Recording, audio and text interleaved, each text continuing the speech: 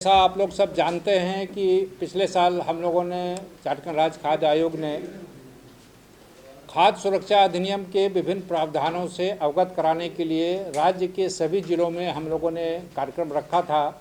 जिस कार्यक्रम का नाम था मुखिया संवाद। उस कार्यक्रम की परिणति झारखंड के राजधानी रांची में हुई थी। आप लोग सब आमंत्रित थे, आप लोगों ने सबने देखा होगा, जिसमें मुखिया को जिन मुखियाओं ने सम्मानित मुखियाओं ने बेहतर काम किया था नए पैसों को क्रियान्वित करने में, उनको पुरस्कृत किया गया था। उसी कड़ी को आगे बढ़ाते हुए, चूँकि राज्य खाद्य आयोग की जिम्मेवारी सिर्फ ये नहीं है देखना कि सबको खाद्यान्न मिल रहा है या नहीं मिल रहा है, आयोग की जिम्मेवारी ये भी है कि खाद्य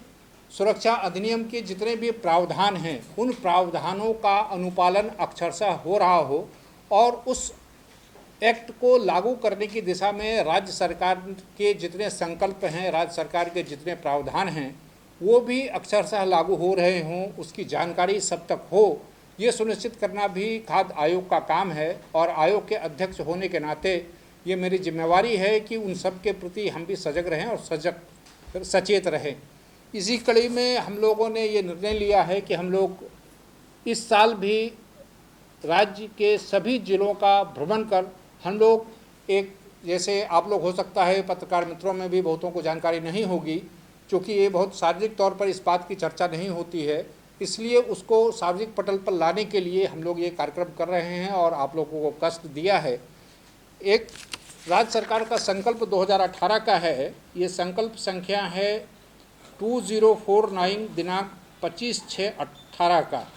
ये है झारखंड राज्य आकस्मिक खाद्यान्न कोष। अब ये क्या है इसके बारे में हम संक्षेप से बता देते हैं और विस्तार से इसलिए बताने से परहेज करेंगे कि आप लोगों को जो किट दिया गया है, जो फाइल दी गई है, उसमें राज्य सरकार का संकल्प भी है और आयोग की प्रेस विज्ञप्ति भी है। संक्षेप में विज्ञप्ति में बातें कही गई हैं और विस्तार से संकल्प में किन प्रावधानों का उल्लेख किया गया है उसकी चर्चा की गई है। हम आप लोगों को एक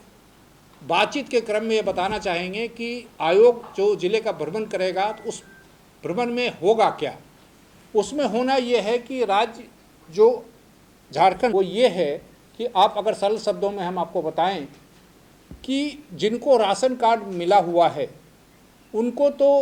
राशन उपलब्ध किया जाता है या कराया जाता है या उसका प्रावधान है, नहीं कराने पर आयोग सुनवाई करता है, दंडित करता है।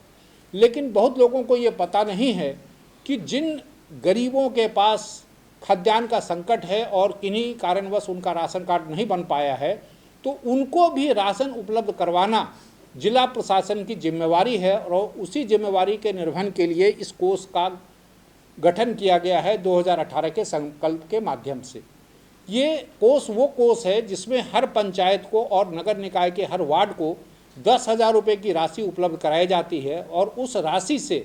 ऐसे लोग जो NFSA के तहत आच्छादित नहीं हैं, मतलब जिनका राशन कार्ड नहीं बना हुआ है, और यदि किन्हीं का राशन कार्ड बना हुआ है और किसी तकनीकी और किसी प्रशासनिक वजह से उनको राशन नहीं उपलब्ध हो रहा है, तो ये पंचायत और उस वार्ड के जो अध्यक्ष हैं या सदस्य हैं उसकी जिम्मेवारी है कि वो 10,000 रुपये की राशि से बाजार मूल्य पर राशन खरीद कर 10 किलो चावल उस लाभुक को पहुंचाएंगे, वो योग्य लाभुक को पहुंचाएंगे। योग्य लाभुक की परिभाषा क्या है वो संकल्प में विस्तार से बताया गया है, जिस संकल्प की प्रति आप लोग को दी गई है। कमोबेश सार में बात यह है कि किसी भी परिस्थिति में कोई भी व्यक्ति खाद्यान्न के संकट के अभाव में उसकी जान न जाए, इसीलिए इस कोष का गठन किया गया है कि कोई ये तर्क न दे कि राशन कार्ड नहीं था तो अनाज नहीं दे पाए या अंगूठा नहीं लग पाया तो राशन नहीं दे पाए, मतलब कोई भी तर्क स्वीकार नहीं किया जा सकता है। इसीलिए इस कोष का गठन किया गया है और ये कोष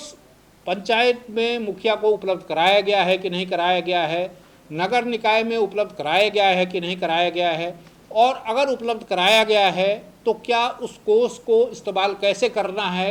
ये चूँकि पंचायत की प्रथम स्टेज की निगरानी प्रखंड विकास पदाधिकारी BDO जिसे कहते हैं वो करते हैं,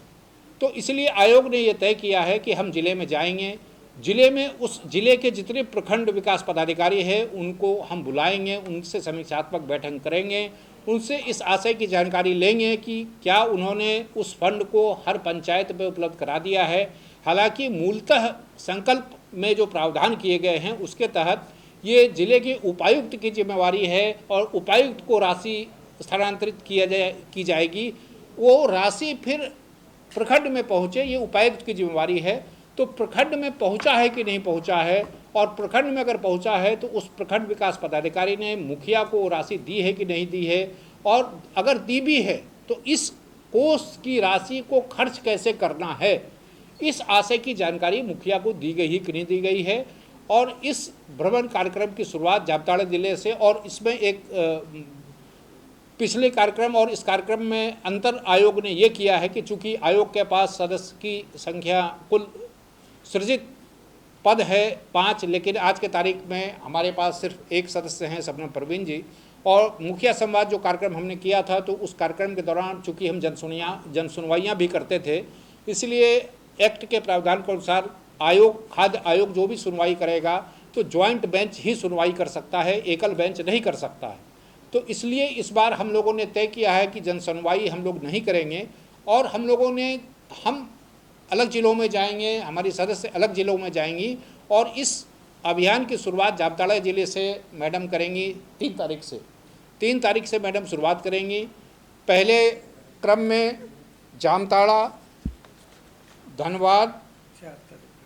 4 धनबाद, बोकारो और रामगढ़, ये शुरुआती 4 ज़िले हैं। उसके बाद फिर हम देवघर, दुमका, पाकुड़, साहिबगंज, गोड्डा, इन जिलों का करेंगे। उसके बाद हमने लक्ष्य ये रखा है कि हम 15 अगस्त तक इस योजना से संबंधित जानकारी देने और उससे संबंधित समीक्षात्मक बैठक करने का हर जिले में, मतलब पूरे राज्य में 15 अगस्त तक हम ये कार्यक्रम संपन्न कर लें, ताकि झारखंड राज्य आकस्मिक खाद्यान्न कोष की जानकारी हो। और इस बैठक के दौरान वीडियो को ये बताया जाएगा कि अगर किसी पंचायत में किसी की खाद्यान्न के अभाव में मौत होती है या विषम परिस्थिति पैदा होती है, तो प्रखंड विकास पदाधिकारी अपनी जिम्मेवारी से भाग नहीं सकते हैं, क्योंकि पंचायतों की निगरानी करना प्रखंड विकास पदाधिकारी की जिम्मेवारी है। और इसी आशय की बात सब तक पहुंचाने के लिए आयोग इस अभियान की शुरुआत कर रहा है, और इसी अभियान की जानकारी देने के लिए आप लोगों को कष्ट दिया था, आप लोगों को बुलाया था। अगर आप लोगों में से किसी का कोई सवाल हो तो स्वागत है। समझ नहीं पाए या हम आपको समझा नहीं पाए, राशन उपलब्ध कराना जिम्मेवारी नहीं है।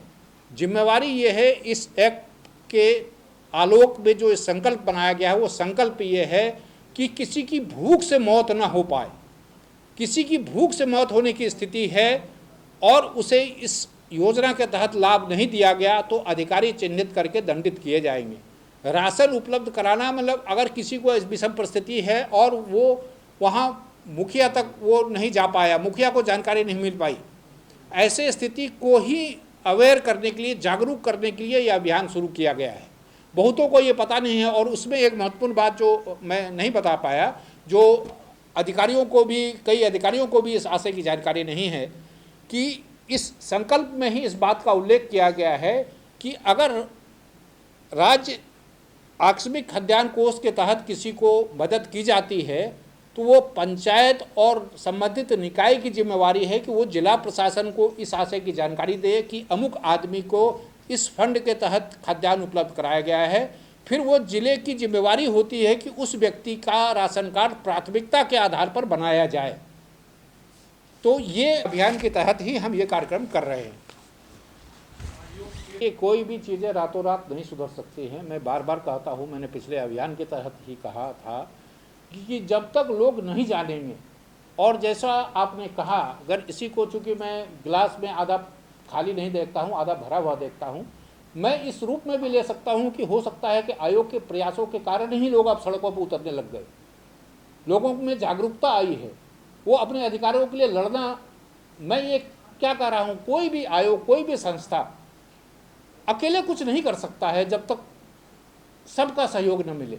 तो मैं ये चाहता हूँ कि इस तरह का दबाव बने, और मैं इसको आयोग की असफलता नहीं मानता हूँ, मैं आयोग की सफलता मानता हूँ कि आयोग ने जो मुखिया के माध्यम से लोगों तक बात पहुंचाई है कि आपका अधिकार क्या है, आपको अधिकार कैसे लेना है, लेकिन आयोग इस बात का पक्षधर नहीं है कि आप सड़क पर उतरे। आयोग इस बात का पक्षधर है कि आप अपनी शिकायत आयोग तक दर्ज कराएं। आयोग अगर कार्रवाई न करे, आपको न्याय न मिले, तब आपके पास सारे विकल्प खुले हैं। लेकिन प्रथम दृष्टया सबको शिकायत करनी चाहिए। अगर कोई डीलर मनमानी करता है तो आयोग को शिकायत करे, क्योंकि हम एक संविधान के तहत चलते हैं। संविधान में सारी चीज़ों के हक पाने के व्याख्या की गई है, उसी के तहत आयोग का गठन किया गया है। आप पत्रकार मित्रों से भी मेरा आग्रह है कि लोगों को ये बताएं कि आप सड़क पे जाना एक विकल्प है, लेकिन वो अंतिम विकल्प है। उससे पहले के जो विकल्प हैं वो सारे आप तलाश लें। उन विकल्पों के बाद अगर आपको न्याय न मिले तो फिर आप अपने अधिकारों की लड़ाई के लिए स्वतंत्र हैं। कहते हैं कि आयोग की एक सीमा है और आयोग के पास भ्रष्टाचार के खिलाफ कार्रवाई करने का कोई ताकत निहित नहीं है। एक्ट के तहत हम अनुशंसा कर सकते हैं और अनुशंसा करते हैं। बाकायदा इस तरह की कोई प्रमाणिक शिकायत आए तो आयोग सीधे कार्रवाई नहीं कर सकता है भ्रष्टाचार के मामलों में। ये अब जो उसके लिए जो संस्थाएं हैं वो कार्रवाई करेंगी। आयोग सिर्फ अनाज नहीं मिल रहा है तो उसको मुआवजे के साथ अनाज उपलब्ध